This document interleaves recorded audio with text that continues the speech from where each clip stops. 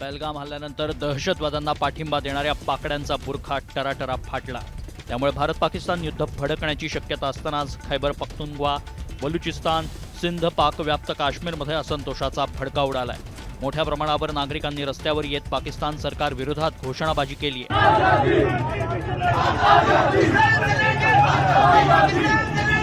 पीओकेमध्ये प्रचंड मोठं आंदोलन करण्यात आलं। सिंध प्रांतातल्या जनतेनं पंजाब प्रांताला पाणी देण्यास विरोध केला। पाकिस्तान सरकारच्या सिंधू नदी पाटबंधारे योजनेविरोधात पीओकेमध्ये तीव्र आंदोलनं सुरू आहेत। पाकिस्तान पोलीस आणि आंदोलकांमध्ये मोठी झटापटही झाली। अनेक ठिकाणी पोलिसांच्या गाड्या पेटवून देण्यात आल्या। त्यामुळे पाकिस्तानमध्ये गृहयुद्धासारखी परिस्थिती निर्माण झाल्याचं चित्र आहे। भारत विरोधात डरकाळ्या फोडणारा पाकिस्तानला अंतर्गत संघर्ष टाळणं नाकेनऊ येऊ लागलंय। पीओके कमालीचं अस्वस्थ असल्यानं सर्वांचं लक्ष आता त्यांच्याकडेच लागलंय।